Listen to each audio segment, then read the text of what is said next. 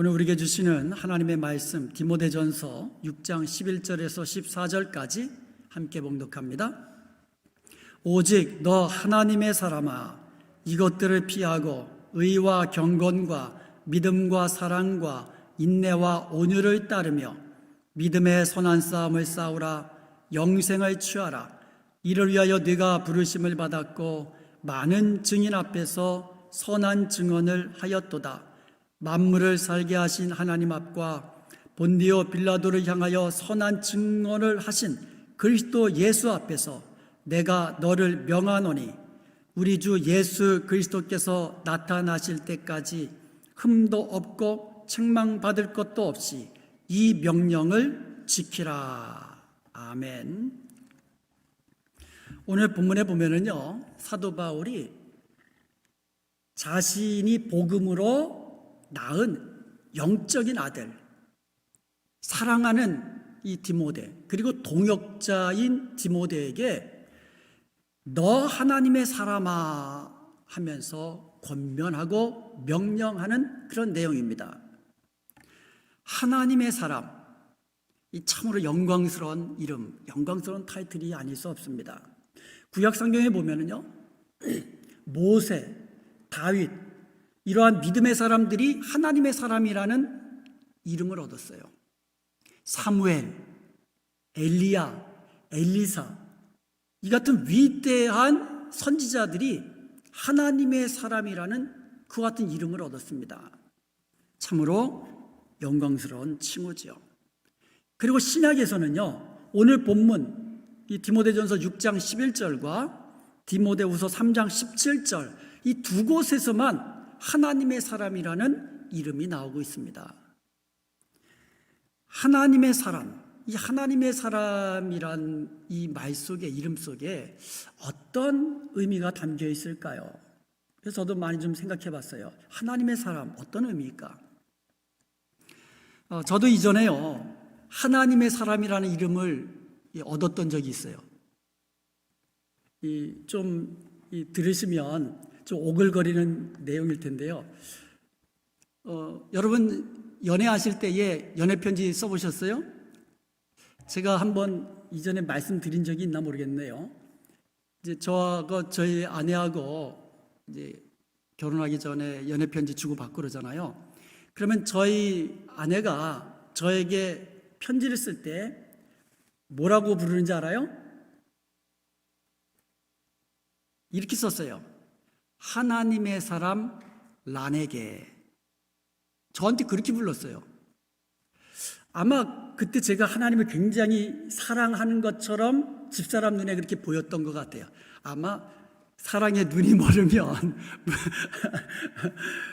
다 좋아 보이잖아요. 그래서 저한테 하나님의 사람아. 그래서 제가 결혼 전에 하나님의 사람아라는 말을 제 아내에게 들었습니다. 그러면서 하나님의 사람 누구에게? 란에게. 그래서 이 란은 저희 집사람이 저에게 저를 부르는 이름이에요. 란. 실제로 저희 아내는요, 란을 제일 좋아합니다. 란은 항상 푸르잖아요. 그래서 어떤 절개, 기계, 그리고 변치 않는 그와 같은 것들을 이제 의미하는 그런 꽃이잖아요.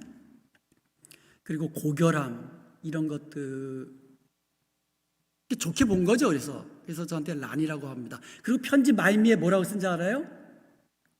당신의 청이. 이 청이라는 것은요, 제가 제 아내에게 붙여준 이름이에요. 청, 맑다라는 뜻이에요. 그래서 제 아내를 보면 눈이 참 맑아요. 그리고 이 거짓이 없고요. 그리고 마음도 참 맑아요. 그래서 깨끗하고요. 그래서 제가 이 청이라고 이름을 붙여줬어요. 그래서 당신의 청이, 이렇게 편지를 마감해요. 그럼 저는 이제 편지 몇 통 받으면 그래도 한 통은 그래도 답장해야 되잖아요. 그래서 저는 집사람에게 편지를 쓸 때 뭐 이렇게 쓰고는 마지막에 뭐라고 쓰는지 알아요? 청난, 이렇게 써요. 청난. 이게 무슨 뜻일까요? 청의 난, 당신의 난이라는 뜻이죠. 청의 난, 이렇게 이름을 붙였어요.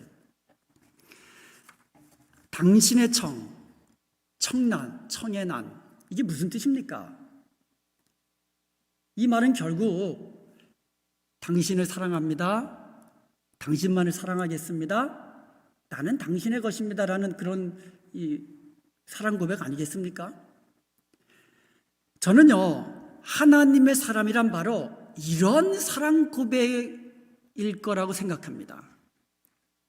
하나님을 향하여 나는 하나님의 사람입니다. 하나님의 사람입니다.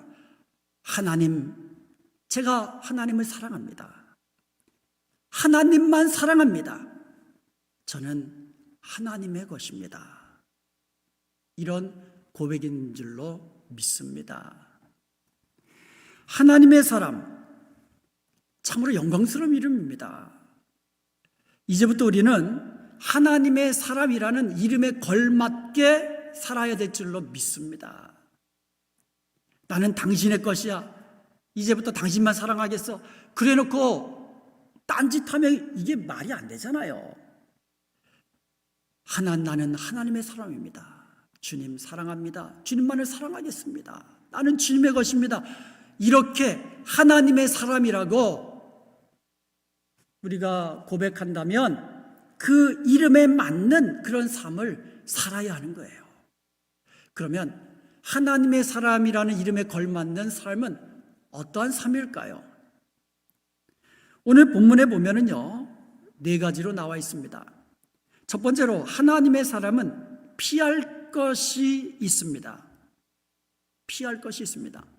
하나님의 사람은 하나님께 속한 사람이에요. 이전에 우리는요, 공중 권세 잡은 자에게 속하여서 세상 풍속을 따르며 살던 세상에 속한 사람이었습니다. 그러나 이제는 하나님께 속한 사람이에요. 우리는 하나님께서 택하시고 부르시고 구원하셔서 하나님의 자녀로 삼아주신 하나님의 사람입니다.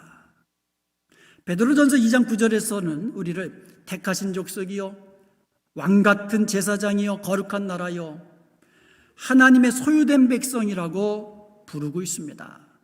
우리가 비록 이 땅에서 살아가고 있지만 이 땅에, 이 세상에 속한 사람이 아니라는 겁니다. 우리는 하늘에 속한 사람, 하나님께 속한 사람, 하나님의 사람인 줄로 믿습니다. 그러므로 하나님의 거룩함을 닮아가는 사람이 되어야 돼요. 하나님의 사람이 되어야만 합니다. 그러면 하나님의 사람은 피할 것이 있다는 거예요. 피할 것이. 디모데전서 6장 11절에 보면은요, 오직 너 하나님의 사람아 이것들을 피하고. 하나님의 사람은요, 세상과 구별된 거룩한 삶을 사는 경건한 삶을 살아야 되는데, 이 경건한 삶을 사는데 방해되는 것들을 피해야 된다는 거예요. 그 중에 가장 대표적인 것이 10절에 나오는데, 우리 지난 시간에 살펴봤잖아요. 돈을 사랑하는 거. 일만 악의 뿌리가 되나니. 돈을 탐하는 자들이 믿음에서 떠나 미혹을 받아 많은 근심으로 자기를 찔렀더라라고 얘기하지 않습니까? 그러니까 하나님의 사람이 피해야 될 것, 경건 생활에 방해되는 것들을 다 피해야 되는데, 그 중에서도 돈을 사랑하고 돈을 탐하는 것은 피해야 된다는 것이에요. 한번 생각해 보세요. 하나님의 사람입니다, 하나님 사랑합니다라고 고백하면서 하나님보다도 이 세상 더 사랑하고 이 세상에 있는 것 더 탐하고 돈을 더 사랑한다면 그것은 하나님의 사람입니다라고 고백할 자격이 없는 거죠. 여기서 피한다라는 말은 헬라어로 휴고라는 단어예요. 휴고.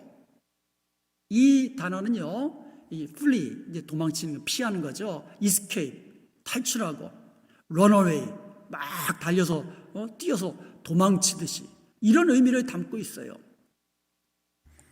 디모데후서 2장 22절에 보면, 또한 너는 청년의 정욕을 피하고, 이 피하고, 이게 휴고라는 단어예요. 피하라는 단어예요. 요셉 아시죠? 요셉. 보디발 장군 집에 이제 노예로 팔려갔잖아요. 그런데 거기서 너무너무 진실하고 성실하고 충성스럽게 그렇게 일하니까 보디발 장군이 가정총무, 가정의 모든 일을 다 일임해 줬습니다. 그런데 이 요셉이 아주 아름답고 헐친하고 그리고 용모가 아주 빼어났던 아주 그냥 이 젊은 시절 아닙니까? 가장 그래서 이 보디발 장군의 아내가 그 요셉을 날마다 유혹해요.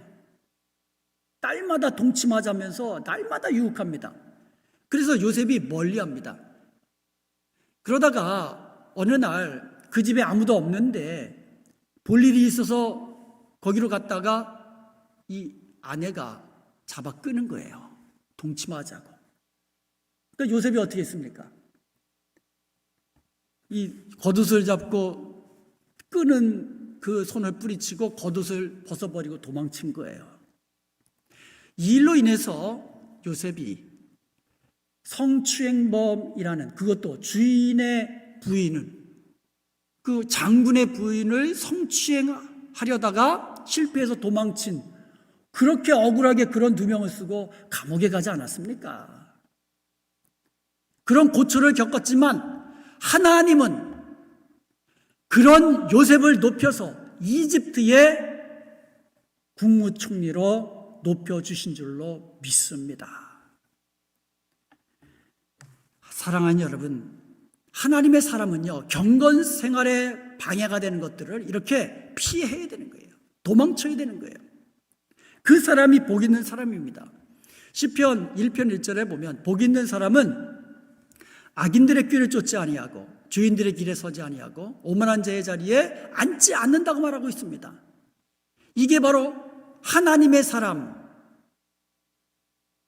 하나님의 사람으로 경건 생활에 방해되는 악한 자의 꾀, 그리고 죄인들의 길, 오만한 자의 자리, 이런 데서 피하여 도망치는, 바로 이런 하나님의 사람이 복 있는 사람인 줄로 믿습니다.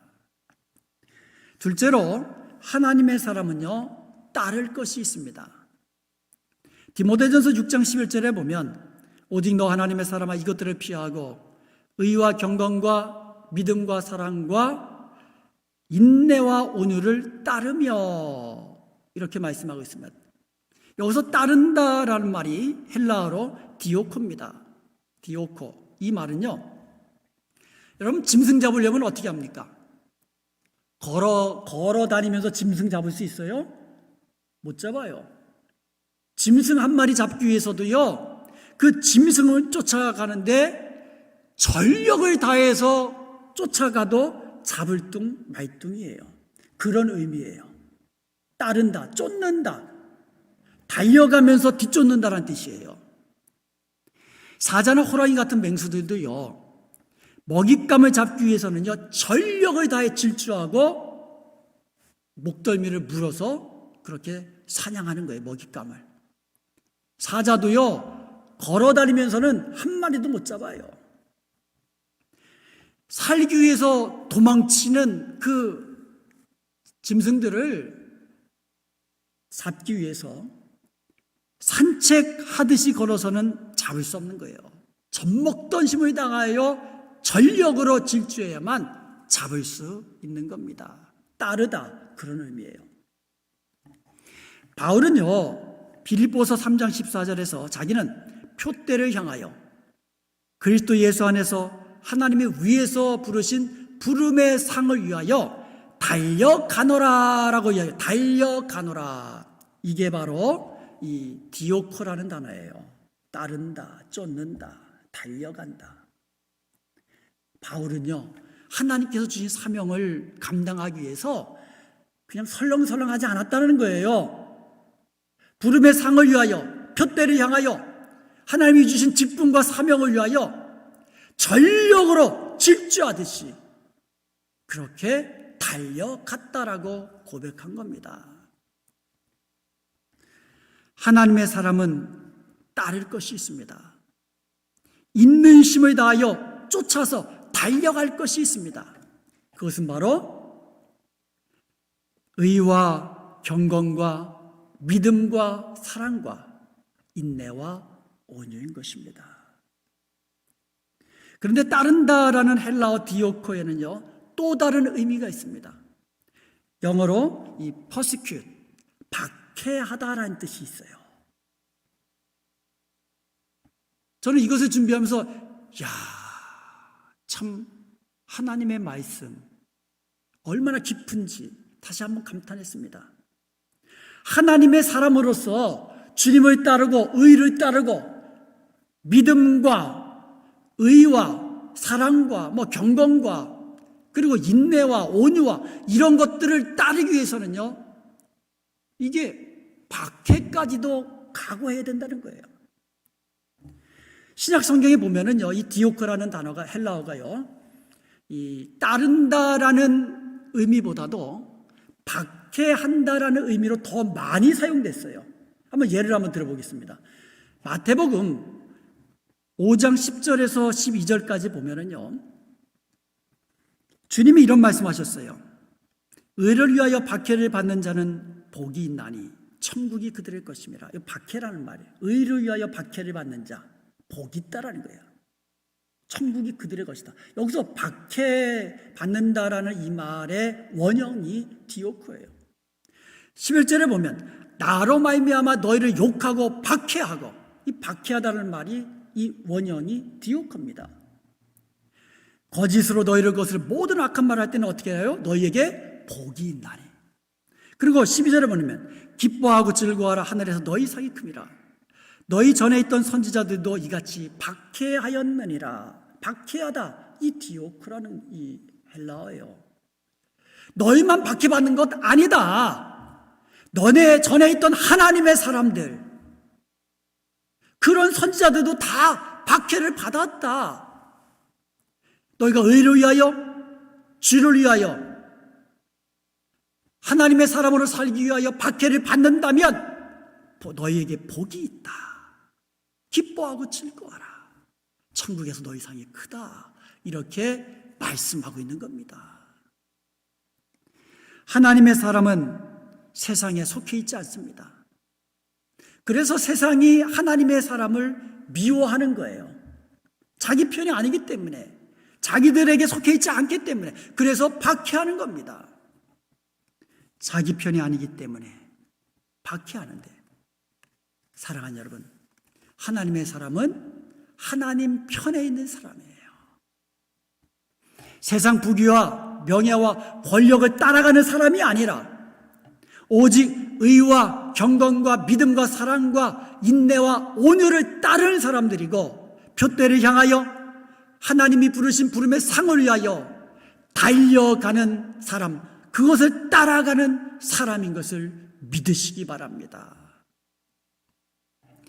하나님의 사람 모세는요, 그 당시 절대 권력자인 바로의 편에 서지 않았습니다. 하나님 편에 섰습니다. 죽음을 각오한 거죠.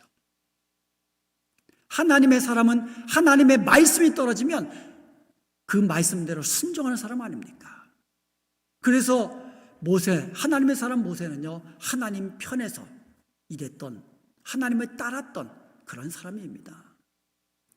하나님의 사람은요, 의를 위하여, 주님을 위하여 박해를 받는 것까지도 각오하고 죽음까지도 각오하고 하나님 편에 서는 것입니다. 나의 유익을 구하여서 세상 편에 섰다가, 하나님 편에 섰다가 왔다 갔다 하는 사람이 아니라, 하나님의 사람은 죽기를 각오하고 나의 불리함을 각오하고 박해를 각오하고 하나님 편에 서는 사람인 줄로 믿습니다. 이런 각오로 의와 경건과 믿음과 사랑과 인내와 온유함을 따르는 저와 여러분 되시기를 주님의 이름으로 축복합니다. 아멘. 셋째로, 하나님의 사람은요, 싸울 것이 있습니다. 디모데전서 6장 12절에 보면 믿음의 선한 싸움을 싸우라 라고 이야기합니다. 싸우라. 여기서 싸우라는 말의 헬라어는요, 아고니조마이라고 합니다. 이것은요, 크게 두 가지 의미가 있습니다.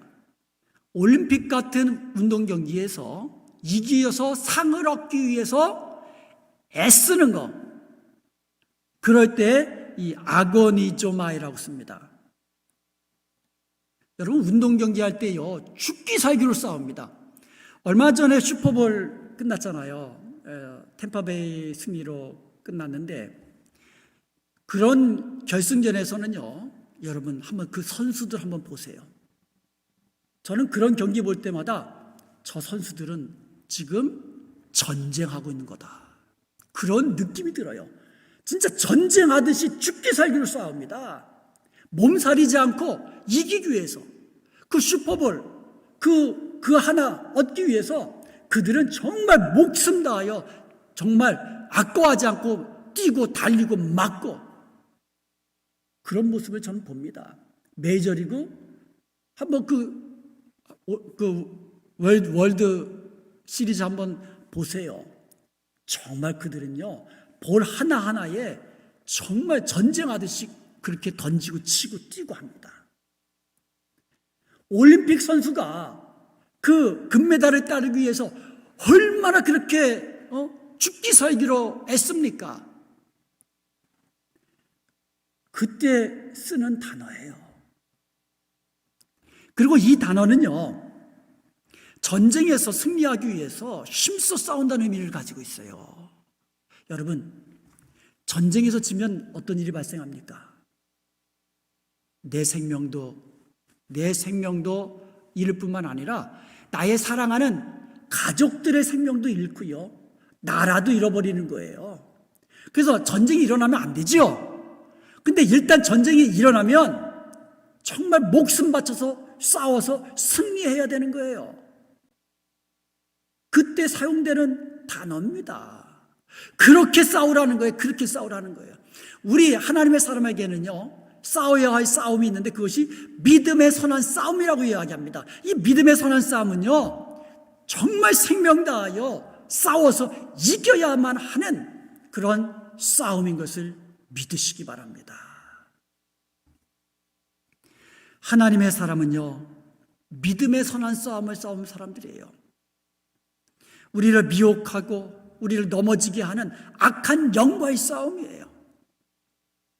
사탄의 괴계를 대적하며 물리치며 이겨야만 하는 영적 싸움입니다. 이 시대의 강력한 적인 인본주의, 물질주의, 이런 것들과도 싸워야만 합니다. 그리고 우리가 예수님 믿었지만 사실 옛사람의 그 육신의 전욕들이 많이 남아있잖아요. 그 나 자신과도 싸워야 해요. 이런 믿음의 선한 싸움들이 우리 앞에 있다라는 거예요. 설렁설렁해서 이 싸움 절대 이길 수 없어요. 믿음의 선한 싸움에서 이기고 승리의 면류관을 쓰기 위해서는 아주 치열하게 싸워야 하는 싸움이고 반드시 이겨야만 하는 싸움이에요. 여기서 싸우라라는 말은요, 현재 명령형이에요. 계속해서 싸우라는 거예요. 오늘만 싸우고 마치는 게 아니에요. 믿음의 선한 싸움은요, 오늘도 싸우고 내일도 싸우고 주님 다시 오실 때까지 계속해서 싸우고 또 싸우고 이겨야만 하는 하나님의 사람의 싸움인 줄로 믿습니다. 이 싸움은요, 우리의 힘과 능력으로 싸울 수 없습니다. 우리의 힘과 그 능력과 지혜로는 싸워서 이길 수도 없습니다. 오직 우리를 도우시는 하나님의 능력을 의지하여 싸울 때에 우리는 결국 마침내 승리할 수 있는 줄로 믿습니다. 그러므로 오직 하나님의 은혜와 능력을 구하며 믿음의 선한 싸움에서 승리하는 저와 여러분 되시기를 주님의 이름으로 축복합니다. 아멘. 우리 끝으로 하나님의 사람에게는요, 취할 것이 있습니다. 디모데전서 6장 12절에 보면 믿음의 선한 싸움을 싸우라, 영생을 취하라, 영생을 취하라라고 명령하고 있습니다. 우리는 이미 예수님을 믿음으로 구원받은 사람이에요. 믿으십니까? 아멘. 영원한 생명을 가지고 있는 사람들이에요.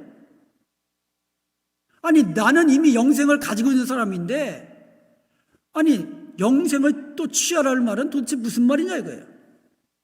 여기서 취하라라는 말은요, 내게 없어가지고 없는 것 취하라는 그런 뜻이 아니에요. 내게 없는 것 취하라는 그런 뜻이 아니라 내게 있는 영생을 take hold, 붙잡으라는 거예요. lay hold, 붙잡으라는 뜻이에요.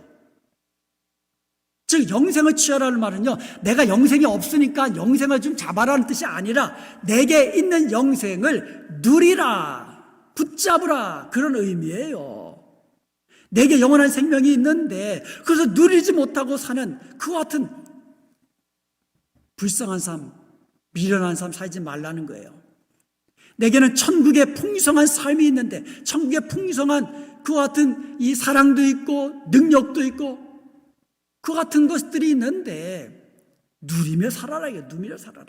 기뻐하며 즐거워하며 감사하며 누리며 살라는 말씀이에요.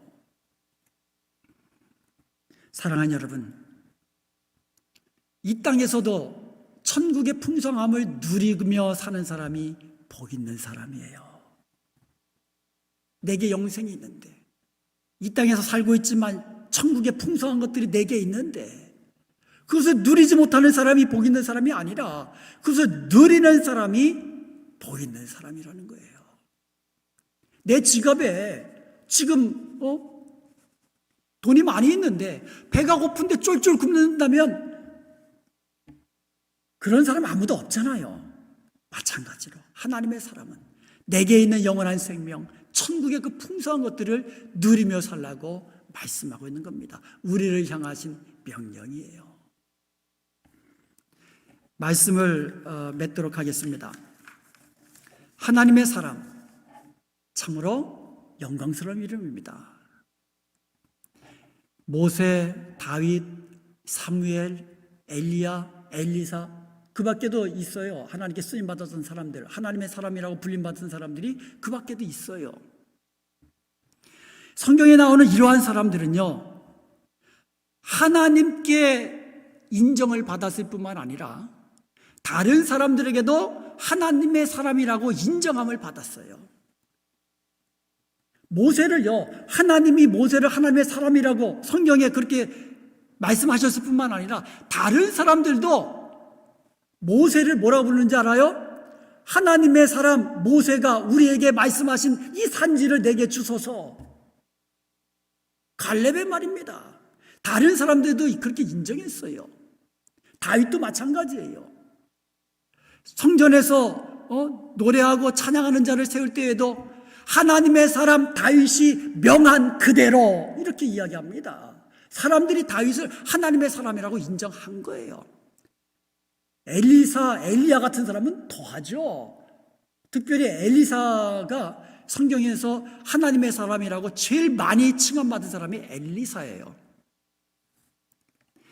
예수님을 믿음으로 하나님의 자녀된 우리들은요, 하나님께로부터 하나님의 사람이라고 인정함을 받을 뿐만 아니라 사람들로부터, 다른 사람들로부터 당신은 하나님의 사람이다라고 인정받는 삶을 살아야 된다는 것이에요.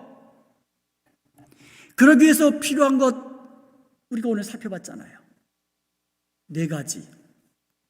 피하라, 따르라, 싸우라, 취하라. 한번 따라해 볼까요? 피하라, 따르라, 싸우라, 취하라. 정말 잘 들으셨네요. 하나님의 사람으로 경건 생활에 방해되는 것을 피하십시오. 그리고 하나님이 기뻐하시는 하나님의 사람에 합당한 의와 경건과 믿음과 사랑과 인내와 온유함을 따르십시오. 믿음의 선한 싸움을 싸우십시오. 영생을 취하십시오. 그리하여서 하나님의 사람이라고 하나님께 인정받을 뿐만 아니라 다른 사람들에게도 인정받는, 그리고 하나님의 사람으로서 달려갈 길을 다 마치고 우리에게 예비된 의의 면류관 다 받아 누리는 저와 여러분 되시기를 주님의 이름으로 축원드립니다. 아멘.